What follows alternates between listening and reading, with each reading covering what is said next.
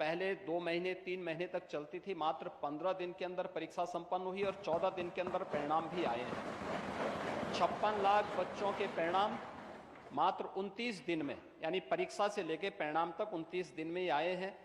यह भी उस रिफॉर्म का परिणाम है जो शिक्षा के क्षेत्र में आज देखने को मिल रहा है। और तीसरा, जहां तक शिक्षकों की भर्ती का है, भर्ती की प्रक्रिया में कोई भी मामले न्यायालय में लंबित नहीं है।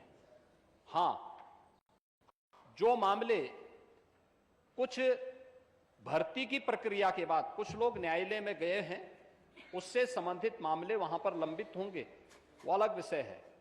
लेकिन 1,64,000 से अधिक शिक्षकों की भर्ती बेसिक और माध्यमिक शिक्षा में अकेले पिछले 5 वर्ष के अंदर इस सरकार ने किए हैं।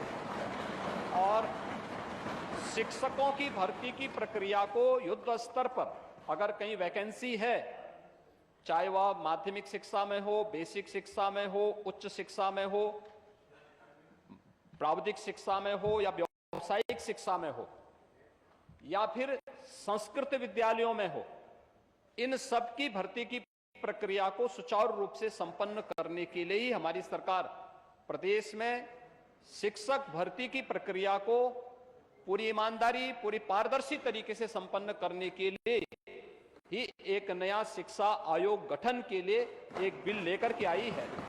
और मुझे लगता है बिल पर आपको भी अपनी बात को रखने का और उस पर चर्चा करने का अवसर प्राप्त होगा। जो भी अमूल्य सुझाव आएंगे, सरकार उसका स्वागत करेगी। प्रश्न संख्या 11 श्री अखिलेश, माननीय अखिलेश जी।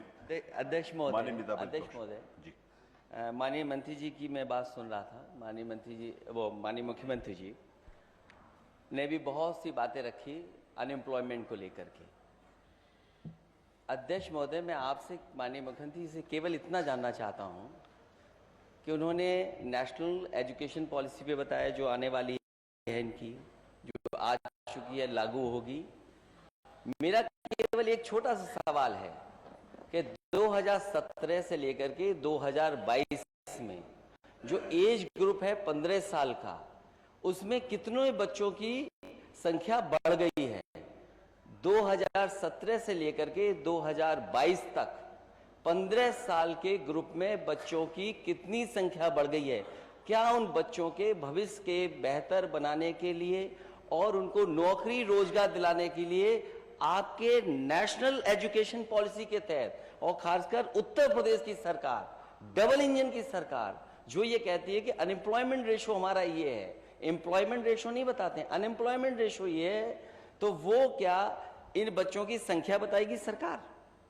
मैं अध्यक्ष महोदय माननीय मुख्यमंत्री से जानना चाहता हूं कि 2017 से 2022 के बीच में जो एज ग्रुप 15 साल का है, वो संख्या कितनी होगी, कितने बच्चे आ गए होंगे उसमें?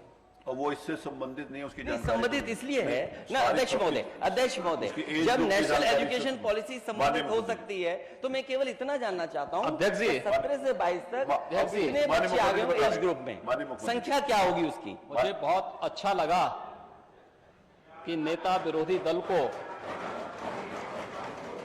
अब जनसंख्या की चिंता होने लग गई है। अध्यक्ष महोदय, और सवाल ये है कि अगर मुख्यमंत्री जी 86 में 56 बताना चाहें तो फिर बता दो 86 में 56। उसी को नियंत्रित करने के लिए ही हम लोग समान कानून की बात करना चाहते हैं। क्या बात है, क्या मुख्यमंत्री? लेकिन अध्यक्ष जी, अरे आज उत्तर आ जाए फिर आप बोले।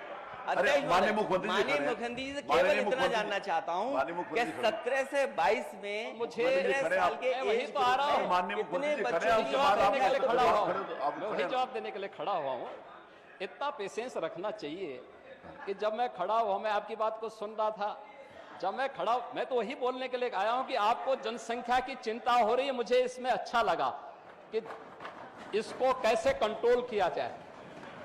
मैं यद्यपि पहले भी सोच रहा था कि चलिए समाजवादियों में कुछ तो प्रोग्रेस हुई है, और प्रोग्रेस देखिए अच्छा है, प्रगति के बारे में सोचना चाहिए। ये